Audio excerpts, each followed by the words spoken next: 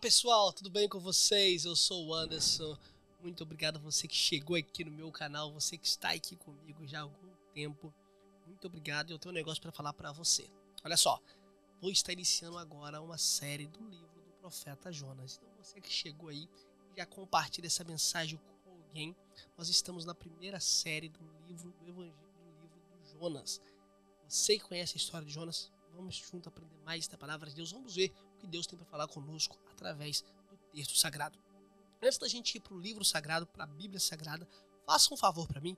Compartilhe essa mensagem com alguém. Inscreve no canal. Confere se você já está inscrito no canal.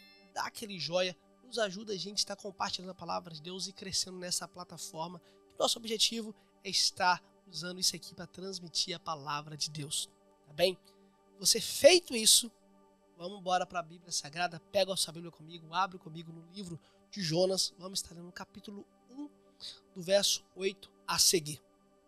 Que diz assim o texto sagrado: Então lhe disseram: declara-nos agora por culpa de quem nos sobreveio essa tragédia? Que ocupação é a tua? De onde vens? Qual é a tua terra? De que povo tu és? E ele lhe respondeu: Eu sou hebreu, adorador do Senhor, o Deus dos céus, que fez o mar e a terra seca. Somente esses dois versículos que eu vou estar lendo, do capítulo 1. Hoje nós vamos bater um papo somente do capítulo 1 do livro de Jonas. Primeira coisa que acontece no livro de Jonas, capítulo 1, a gente vai ver que Deus, ele ordena Jonas ele ir para um outro povo, para uma outra nação, para Nínive, para falar a respeito desse povo, que o pecado desse povo tinha chegado mal diante de Deus. Portanto, Jonas, ele ouve essa ordem divina, essa ordem de Deus para ele ir para Nínive. Jonas, ele vai para Jope, compra uma passagem, embarca no navio e vai para Tarsis. E olha aqui para vocês verem o que está acontecendo nessa questão aqui. Por qual motivo que Jonas, ele quer sair de Jerusalém, compra uma passagem, vai para uma outra cidade, não sendo a cidade para o local onde que Deus tinha ordenado ele ir. O fato é que Jonas, ele tenta fugir da presença de Deus por conta que na concepção de um hebreu, Deus, ele era Deus somente, Deus de Jerusalém. Se Jonas, ele fugisse, ele isse para qualquer outro lugar, Deus não incomodava ele. Na concepção de um hebreu, somente em Jerusalém tinha um templo, somente em Jerusalém tinha a Arca da Aliança, somente em Jerusalém tinha todas aquelas questões religiosas do mundo antigo. Por esse fato que Jonas, ele não quer ir para Nínive, ele tenta fugir da presença de Deus, porque na concepção de um hebreu do mundo antigo, se ele fugindo da presença de Deus, ele indo para uma outra nação, para um outro povo, Deus não falava mais com ele porque ele não queria ir para Nínive. Por isso que Jonas, ele compra a sua passagem, pega lá em Minas, fala o seguinte, suas trouxas de roupa, e vai tentar fugir para um outro povo, para uma outra nação, para uma outra terra. E quando a gente fala de Nínive, Nínive era uma cidade que no local geográfico hoje ela está por aquele meio ali, por Irã, por Iraque, está por aquele meio ali, do Oriente Médio. Era uma grande cidade, uma cidade muito forte, uma cidade muito rica, portanto uma cidade muito bondosa. Segundo as questões históricas, Nínive, ela era uma cidade que quando ela pegava os seus prisioneiros de guerra, ele amarrava uma mão de um prisioneiro em um cavalo, os pés em outro, 4 animais, uma mão em um cavalo, outra mão em outro, as pernas da mesma forma, batia no animal para que o corpo da pessoa fosse esquartejado, fosse partido. Essa era o tamanho da maldade dos ninivitas. O que a gente vai encontrar no texto era que mesmo esse povo pagão, um povo que não conhecia Deus, um povo que não adorava o Deus de Jonas, o Deus de Israel, que não sabia nada do templo, nada a respeito de Deus de Jonas, Deus estava preocupado e dando a graça para esse povo se arrepender, enviando o profeta dele para ir até na cidade de Nínive, para falar para esse povo que o pecado desse povo tinha chegado mal diante dele. Deus estava dando para esse povo uma oportunidade para arrepender de seus pecados e voltar para Deus. Portanto, Deus estava tendo misericórdia. O profeta queria destruição. Deus trazendo uma mensagem para o povo de salvação. O profeta queria que o povo fosse todos para a perdição. Por esse fato que Jonas, ele compra a passagem, entra no navio, tenta fugir da presença de Deus. Tenta fugir de Jerusalém, tenta fugir para Deus não mais incomodar ele a respeito dele ter que ir para Nínive.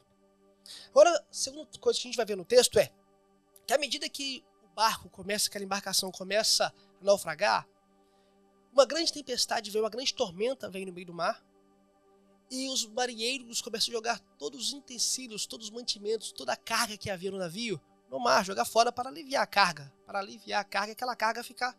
Eles conseguiram chegar, romper a viagem. E no meio dessa grande tempestade, Jonas ele permanecia dormindo no porão do navio. Toda vez que eu leio a história de Jonas, eu me faço uma pergunta: quem consegue dormir em meio de uma tempestade? Gente, para a pessoa dormir em meio de uma tempestade, a pessoa tem que estar com muito problema. Quando você está com algum problema, pode ter a tempestade que for tudo que você quer dormir. Quando você dorme, você quer dormir, porque você dormindo, você esquece do problema. É isso que Jonas estava fazendo. Jonas estava dormindo, porque ele dormindo, ele esquecia do problema que Jonas estava. Mas qual o problema que era de Jonas? Ele não queria obedecer à voz de Deus. Jonas não queria obedecer a voz que Deus tinha ordenado para ele ir para Nínive. Jonas está no porão do navio, dorme. Os marinheiros, desesperados, pensando que o navio vai naufragar, começam a jogar todos os utensílios, todos os mantimentos, toda a embarcação, toda a carga do navio fora, até que o capitão do navio encontra Jonas no porão do navio. E nessa conversa do capitão do navio com Jonas, que é algo muito forte no texto, porque eles encontram Jonas dormindo no porão do navio, ele faz para Jonas uma pergunta, por qual motivo que ele estava dormindo, se ele não estava vendo que o barco estava naufragando, estava perdendo toda a embarcação.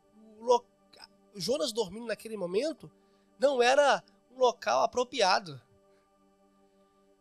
E Jonas, ele pergunta a Jonas, olha para você ver o que ele faz no texto, olha, no capítulo 8, capítulo 6, e o capitão do navio dirigiu-se a ele e disse-lhe: que faz tu dormindo? Levanta-se, clama ao seu Deus, talvez assim ele se lembre de nós, para que nós não morramos. Olha para você ver o desespero que o capitão do navio estava.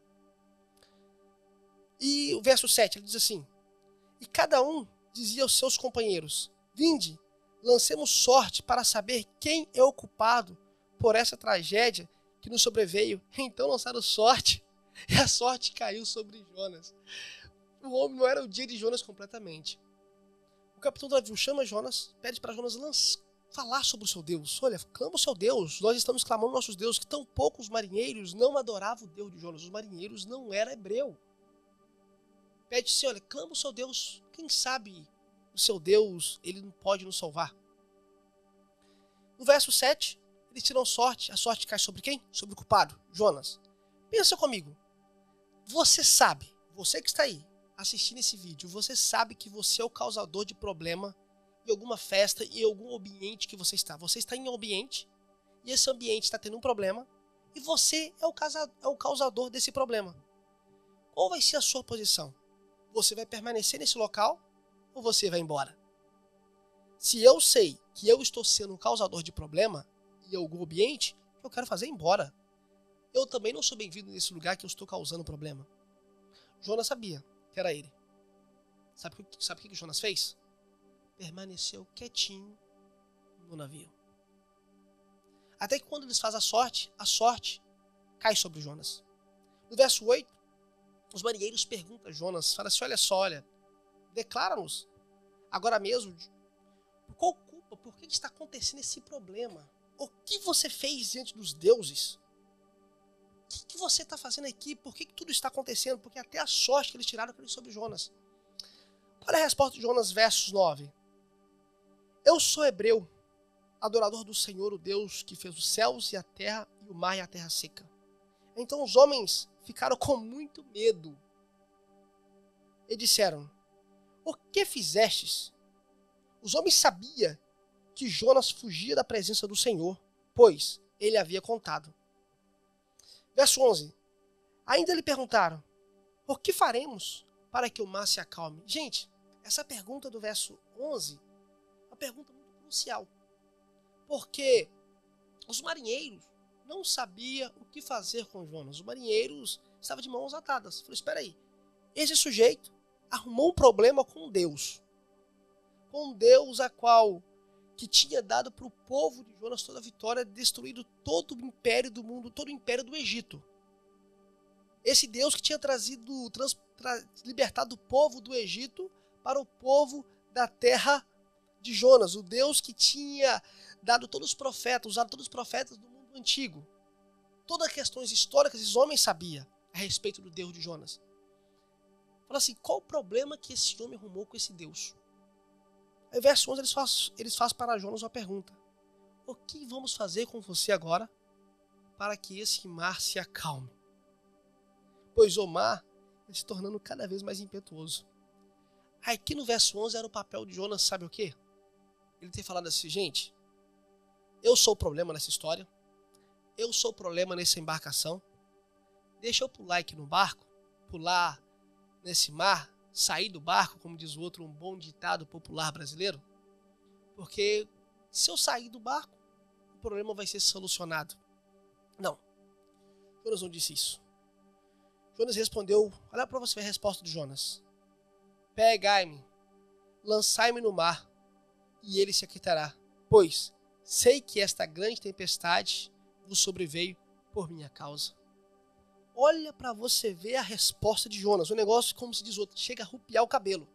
Jonas sabe que ele é o problema.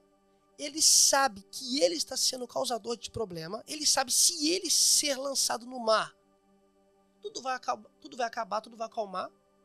Todos os outros povos, todos aqueles marinheiros, aquela embarcação vai ser salva, vai poder seguir viagem. Ele permanece no barco.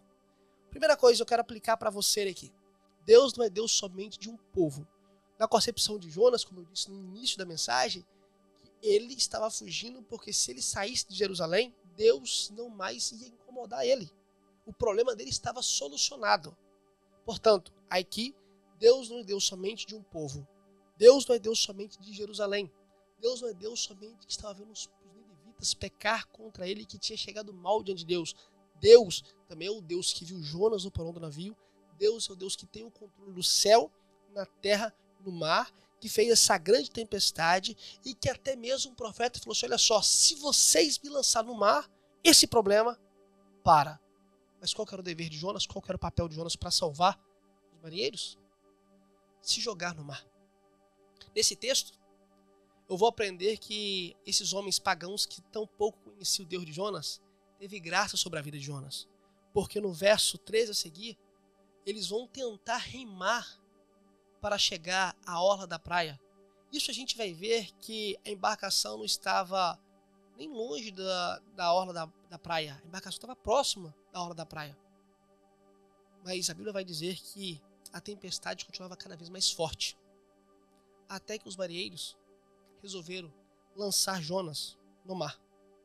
E quando eles jogam Jonas no mar, verso 17. Então o Senhor preparou um grande peixe para que engolisse Jonas, e ele ficou 3 dias e 3 noites no ventre do peixe. Aqui encerra o capítulo 1 do livro de Jonas. No capítulo 1 do livro de Jonas, eu aprendo que Deus, ele chama um profeta para transmitir uma mensagem de salvação para um povo que não conhecia Deus. Jonas sabia que ele era o problema e ele não sai do barco, ele continua naquela embarcação. Verso 13, vamos ver o marinheiro tendo graça com a vida de Jonas, tentando remar para chegar até a beira da praia. Vemos então no texto que o mar, que aonde que o barco estava até a praia, estava próximo.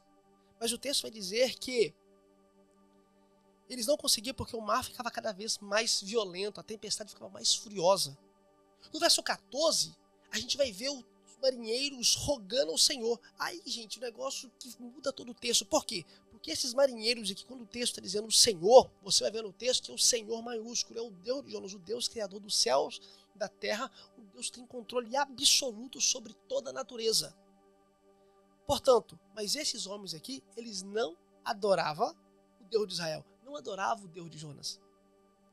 Eles fazem uma oração, olha para vocês verem, a oração que eles fazem no verso 14 diz assim: por isso, clamaram ao Senhor e disseram: nós te rogamos, ó Senhor, que não morramos por causa da vida deste homem, e que não nos culpe pelo sangue inocente, porque tu fizestes o que te agrada, ó Senhor. Verso 15. Então eles pegaram Jonas e o lançaram ao mar, e o mar cessou a sua fúria. Os homens, essa parte é muito linda, temeram ao Senhor com grande temor, então ofereceram sacrifício ao Senhor e fizeram votos. Então o Senhor preparou um grande peixe para que engolisse Jonas, e ele ficou 3 dias e 3 noites no ventre do peixe. O que eu aprendo com o texto de Jonas, o primeiro capítulo do livro do profeta Jonas, é um profeta que recebeu uma ordem divina para ir para um povo que não conhecia Deus, porque a misericórdia de Deus, a graça de Deus, tinha alcançado esse povo.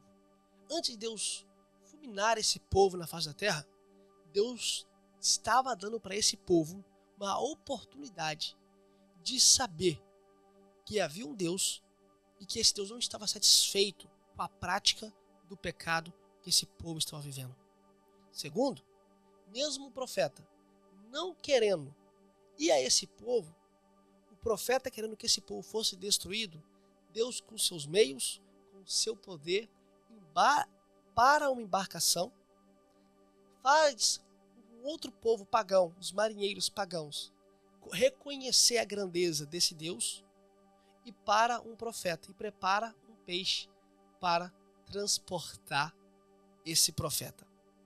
Eu quero dizer para você que está ouvindo essa mensagem, eu e você somos chamados por Deus para levar uma mensagem de salvação para um povo que está corrompido, perdido na prática do pecado. Eu quero encorajar você a ser esse mensageiro que vai transmitir essa mensagem nesse mundo.